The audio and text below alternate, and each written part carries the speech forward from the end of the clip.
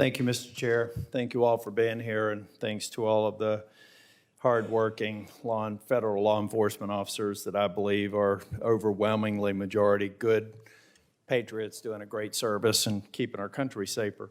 I appreciate the documents that y'all sent over. Particularly, we can talk about what it's doing. A couple of months ago, I went over to the FBI, saw a demonstration of many of the changes that you've implemented on the online query system. I think they're very promising. It also begs the question, why didn't we have it before? But we've corrected that mistake.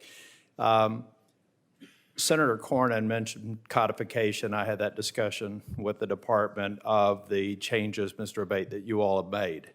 I also would encourage every member to see this in action and go through the demonstration that I did. I think it's positive progress. But I had a question for you, Mr. Abbate, on the three strikes. I'm trying to figure out how we get to reauthorizing Section 702. It would be irresponsible of us to not figure out a way to do it. It's critically important, very important tool. The three strikes thing, though, kind of struck me as why should anybody get past one strike? I mean, and to me, there are, whoops, I just didn't know, just finished training. Maybe that's a legitimate reason, but three strikes against the controls that you're putting in place before what action occurs? What happens with strike three? I'm assuming they're out, but what are they out of? It could include everything up to dismissal, Senator. And I think it's important to clarify here, the three strikes applicability refers to those that are deemed to be, those compliance errors that are, or incidents that are deemed to be unintentional. And it's an escalating approach with respect to the three strikes. If someone was to unintentionally commit an error like this 3 times, then they would be referred for greater discipline. In addition to the things that come into play, their FISA access would be removed upon the occurrence of the first incident. They would undergo full mandatory retraining. They would have to sit down and be counseled by one of the attorneys from our Office of General Counsel.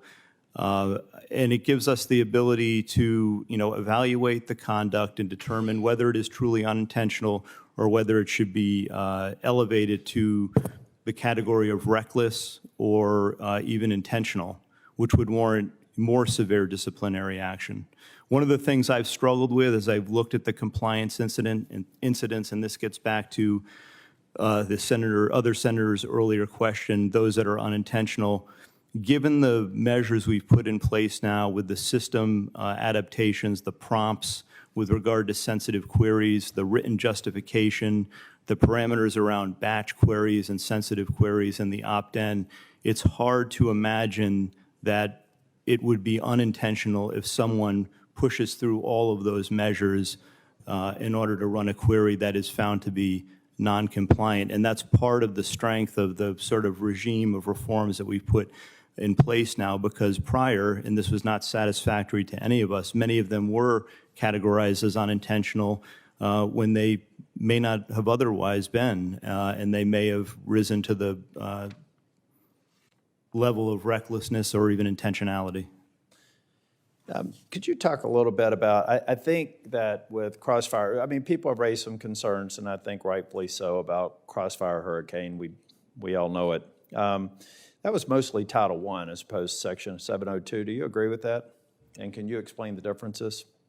I do agree with that, Senator. That was Title I FISA. That's the traditional FISA where we go to the FISA court. It involves a U.S. person, and I'll defer to my colleague here to get into the legalities. But we are, in those instances, we go to the FISA court. We have to establish probable cause in order to get authorization to implement surveillance on the individual targeted.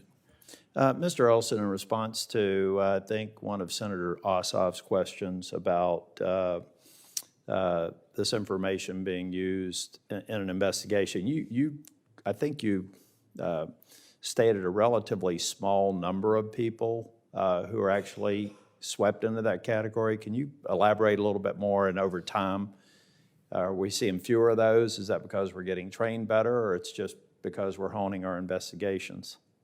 Sure. When we were talking about is the FBI's authority to conduct a query of the data it has access to for simply evidence of a crime that is not national security related, it's exceedingly rare, and it's rare because there has to be we're talking about a database that is a foreign intelligence database. So the odds of finding simply evidence of a non-national security crime, Unlikely. bank robbery, public corruption in a foreign intelligence database is just so unlikely.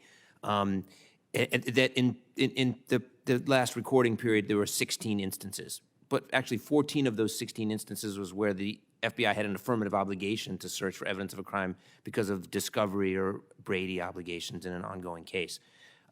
So it is not obviously the main purpose. It is, I would consider it sort of a backstop or fail-safe if there is evidence of a non-national security crime that the FBI would want to see or follow up on.